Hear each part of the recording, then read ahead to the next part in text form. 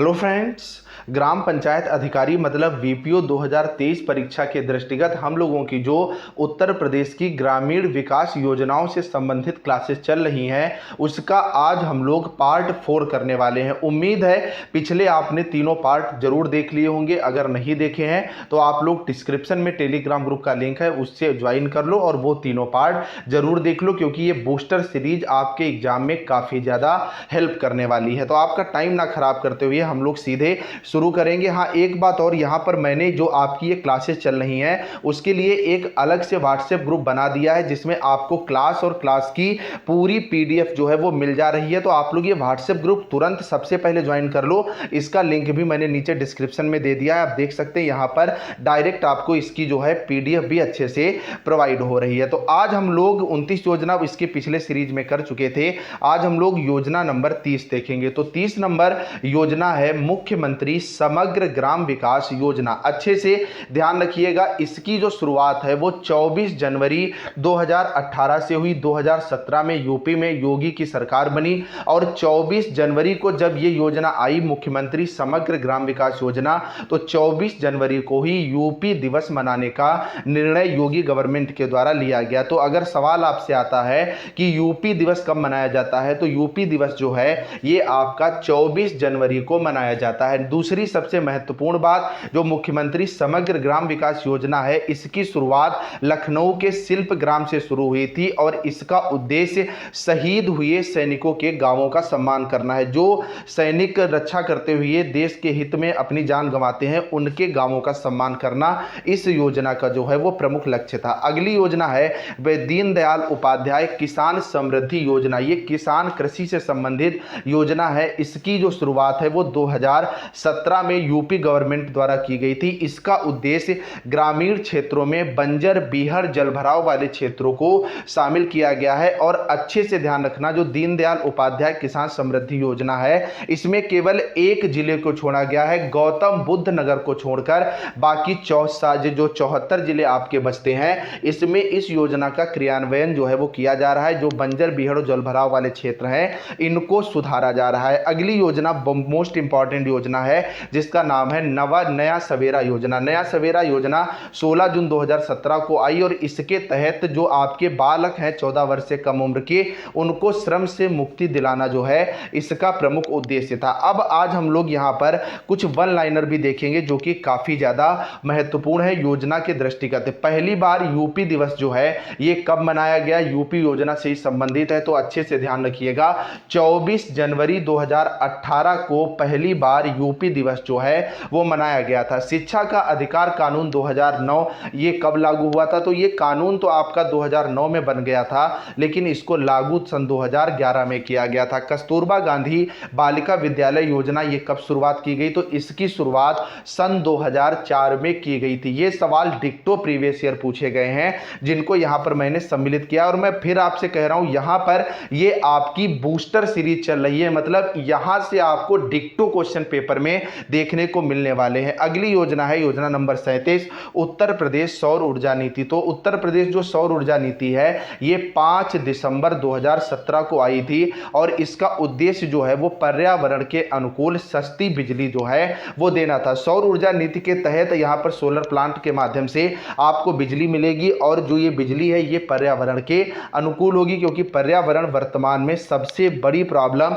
भारत ही नहीं पूरे विश्व पटल पर खड़ी हो गई है। तो अच्छे से ध्यान रखिएगा, उत्तर प्रदेश सौर ऊर्जा नीति जो है ये 5 दिसंबर 2017 को आई थी। अगली योजना कन्या विद्याधन योजना। तो जो कन्या विद्याधन योजना है ये 12वीं पास लड़कियों के लिए है। इस बात को अच्छे से ध्यान रखिएगा, आपको ऑप्शन में दिखेगा जो कन्या विद्याधन योजना है 12वीं पास लड़कियों के लिए है, या स्नातक पास लड़कियों के लिए है, या परा स्नातक पास लड़कियों के लिए है, या 10वीं पास लड़कियों के लिए। तो 12वीं पास लड़कियों के लिए कन्या विद्याधन योजना जो है ये लाई गई है। अगला पॉइंट है दो यूपी किसान सम्मान निधि जो है, इसका शुरुआत कहां से हुई थी। जो किसान सम्मान निधि है इसकी शुरुआत यूपी में गोरखपुर से हुई थी और 2019 में हुई थी। ये भी सवाल डिक्टोप यूपी SSS की परीक्षा में पूछा गया है। अगला सवाल तो मोस्ट इंपॉर्टेंट है कि किसान मित्र योजना की शुरुआत कब से हुई थी। तो किसान मित्र योजना की शुरुआत 18 जून 2001 को हुई थी। वहीं किसान बही योजना की शुरुआत 1992 में हुई थी। इस बात को भी आप अच्छे से अपने जेहन में उतार लीजिएगा और पॉइंट टू पॉइंट इसको नोट भी आप लोग करते रहिएगा। अगली योजना है यूपी रोजगार अभियान कब शुरू हुआ? तो यूपी रोजगार अभियान की शुरुआत 26 जून 2020 को हुई थी, जिसका उद्देश्य जो आपके यूपी के अंदर ज्यादा से ज्यादा रोजगार सृजन करना, कोरोना की वजह से इस योजना को लाया गया था। अगली है वुमन पावर लाइन 1090 की शुरुआत कब हुई थी? तो वुमन पावर लाइन 1090 की शुरुआत 15 नवंबर 2012 को हुई थी। कृषक समृद्धि आयोग जो है ये कब बनाया गया? तो अच्छे से ध्यान रखिएगा, कृषक समृद्धि आयोग की स्थापना सन 2017 में हुई थी। आगे हम लोग देखेंगे योजना नंबर 46 मोस्ट इंपॉर्टेंट है गंगा हरितिमा योजना। गंगा हरितिमा योजना जो है ये अप्रैल 2018 में आई थी और कृषि से संबंधित, गंगा नदी से संबंधित ये मोस्ट इंपॉर्टेंट आपकी योजना है।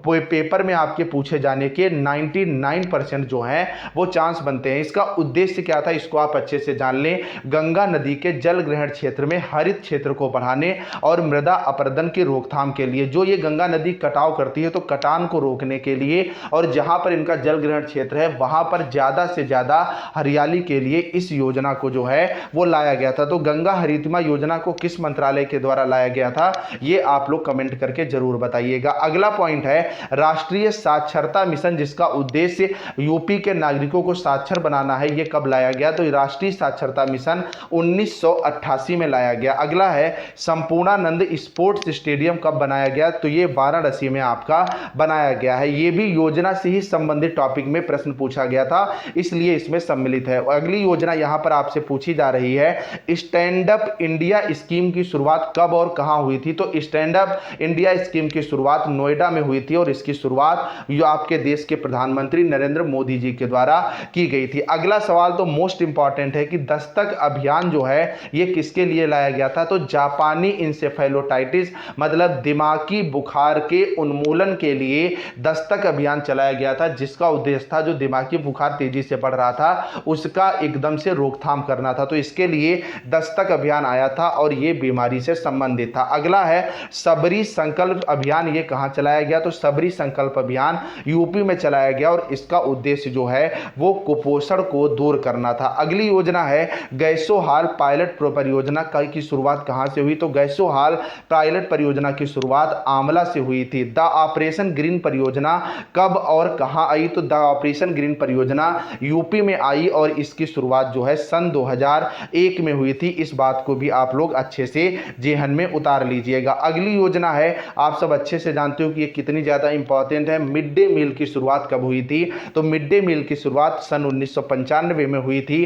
स्कूल चलो अभियान, जिसका उद्देश्य ज्यादा से ज्यादा ग्रामीण और शहरी क्षेत्र के बच्चों को सरकारी स्कूलों में दाखिला देना था, इसकी शुरुआत सन 2000 में हुई थी। ज्ञानदीप शिक्षा योजना की शुरुआत कब हुई थी? तो ज्ञानदीप शिक्षा योजना की शुरुआत सितंबर 2002 में हुई थी। तो ये कुछ आज की क्लास की महत्वपूर्ण योजनाएं थी जो कि कंप्लीट हुई हैं। अगली क्लास में हम लोग स्वच्छ भारत मिशन की तरफ जो है वो बढ़ेंगे। अगर आप लोग इसी तरह सपोर्ट करते रहे तो ये जो है ये क्लासेज आपको कंटिन्यू मिलती रहेंगी और ये आपके बूस्टर का काम करेंगी। अगर आपको पिछले क्लास की पीडीएफ चाहिए तो आप टेलीग्राम ज्वाइन करो, अदरवाइज अभी जाओ और ये व्हाट्सएप ग्रुप ज्वाइन कर लो, क्योंकि इसमें जितनी लिमिट होती है उतने लोग ही ज्वाइन हो सकते हैं, जहां पर आपको क्लासेस की सारी लिंक और पीडीएफ जो है वो मिलती रहेंगी। कमेंट, लाइक और शेयर करना बिल्कुल मत भूलना और चैनल को तो सब्सक्राइब करेंगे। चलिए फ्रेंड्स, मिलते हैं नेक्स्ट, तब तक के लिए बाय बाय। कमेंट में जरूर बताना आज की क्लास आपको कैसी लगी।